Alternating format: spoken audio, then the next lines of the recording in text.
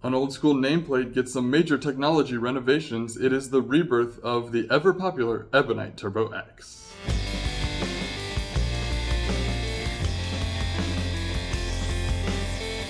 Hey team, and welcome back to the channel. My name is Brian, core design engineer with Brunswick Bowling, and of course we are here today to review the brand new re-release of the Ebonite Turbo X.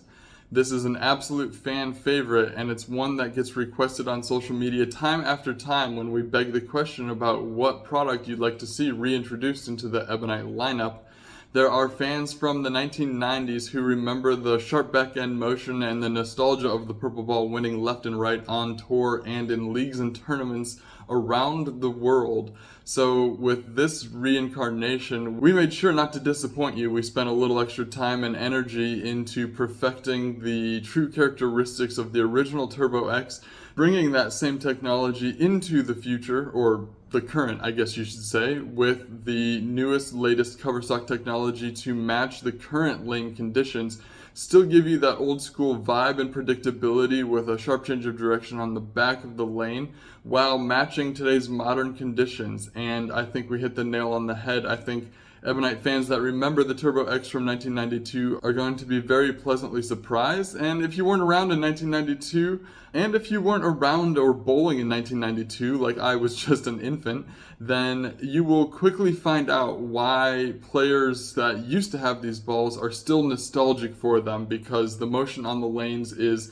an amazing combination of sharpness and predictability, which sounds like an oxymoron, but we'll dive into the details a little more in a minute, and you guys, hopefully by the end of this video, will see what I mean.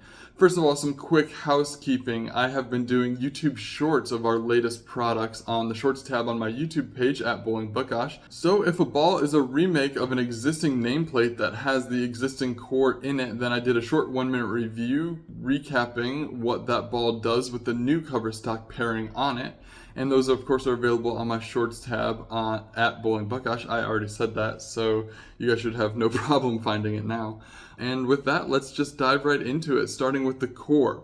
We did our best to match the original core while still introducing some new technology here. This isn't going to be a thick shell bowling ball, but it is going to be that exact same inner core shape, that inverted light bulb turbo core that you're so familiar with. And this one now has dot technology, which means the pin is on the bottom, the dot is on top, so that you don't have any cracking risk if you put the pin in the area of the fingers when you drill into this ball. That dot technology helps that. But more than that, we've got this new flip puck. And this one matches the original Turbo X very closely. We actually manufactured a brand new piece just specifically for this Turbo X inner core to make sure that it was as close to the original as possible. That being said, this high density piece is actually a higher volume than the ones that we're used to using in the other brands. This higher volume puck, which is centered on top of the core, means that it's concentrating mass away from the geometric center of the bowling ball. It's concentrating mass away from the center of the bowling ball. What that does is it's going to create a moment arm. It's going to create more torquing action when the ball is hooking. So even though this is a very moderate 040 total differential with medium flare potential, this is going to be a little more powerful, a little more engine with this multi-density inner core design to help the ball continue down lane. And if you see the review videos, you'll notice one thing that stands out about this Turbo X, this core cover combination that we've brought for you guys, certainly is in the continuous range of ball motion, and how it goes through the pins and off the deck to the left for a right-handed bowler is something that we really noted in testing. But aside from that tangent, bringing it back to the core here, this one's on the high side of medium for RG. That's a 2517, effectively a 252 RG. On the high side of medium means that it's going to rev up a little later in the mid lane, which means combined with the medium differential of 040, this one is not going to try to read very immediately or grab the mid lane too hard. It's going to want to naturally lope a little bit, rev up later, and hook later on the lane, which lends itself very nicely to our already clean and sharper HK22 cover base which means the pairing of these two together with this inverted light bulb core means that you're going to get a ball that wants to be naturally clean through the front part of the lane, relatively effortless length, especially for a solid bowling ball, which I don't put too much stock into the solid pearl or hybrid aspect of the cover stock naming convention. That said, a shiny solid in this case, getting down the lane easily, is aided by this later revving medium flaring core. And I got ahead of myself a little bit. I already touched base on what the cover stock entails. This is the HK22 cover base, which is a cleaner, more dynamic cover stock for us in the Ebonite lineup. This has the GB 10.7 solid additive package combined with the HK22 base. What that means is it's going to be on the lower end of the strength rating for the cover stocks in the Ebonite lineup.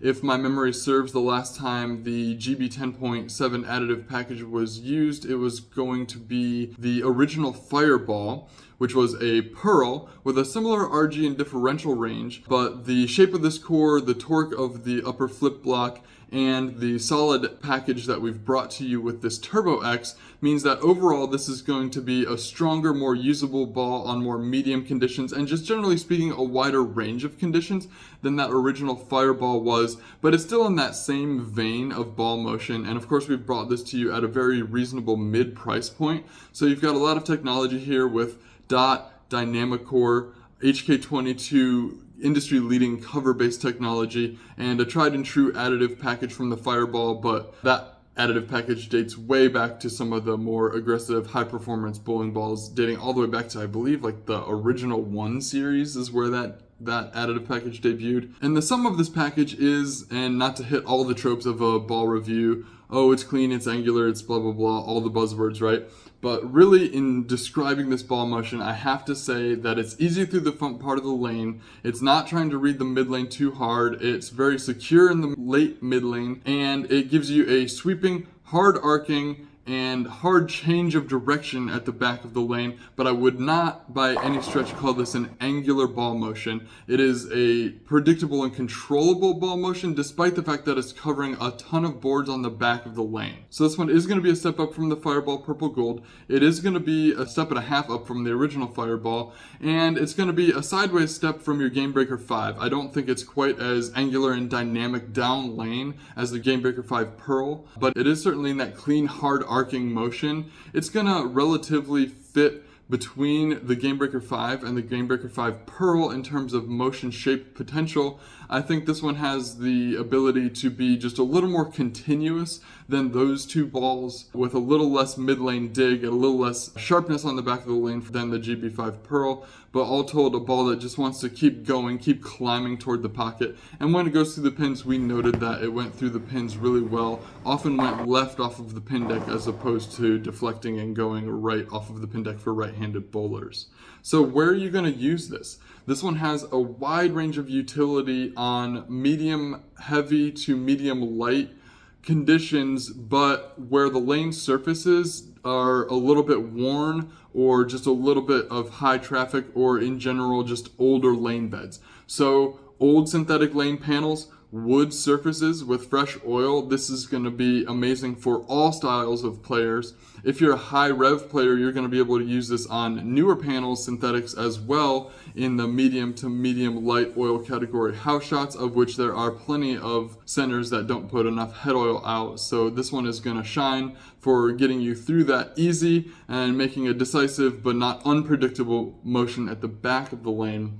And one more thing I want to note, this thing is going to have surprising utility for all player styles on a wide range of sport conditions as well, because it walks that fine line between giving you a hard change of direction at the back of the lane and not being too flippy or unpredictable. So despite the fact that this one is shiny and gets through the heads clean and easy, it's not going to go dead left sideways on you. It's going to give you the level of security that you expect and want out of a ball that you're using on sport shots where the margin for error at the back of the lane is less. And I think that definitely harkens back to the original ball motion, and that is probably a big part of why it is so beloved by Ebonite fans for multiple decades now. That's the information I have on the rebirth of the Turbo X by Ebonite. A little bit of a rambling video, but I think you can tell I'm pretty passionate about this product, and I wanted to spell out in words for you guys exactly what I see out of the motion of this ball. It just has this beautiful blending continuation that is so useful and versatile for a wide variety of player styles on a wide variety of conditions. If it's been a long time since you've considered buying a ball from Ebonite, or if you are new to the brand and you are skeptical about buying your first Ebonite ball, I would point to this one as a really solid utility option across a really wide range of patterns. For this ball, I think you get really good bang for your buck.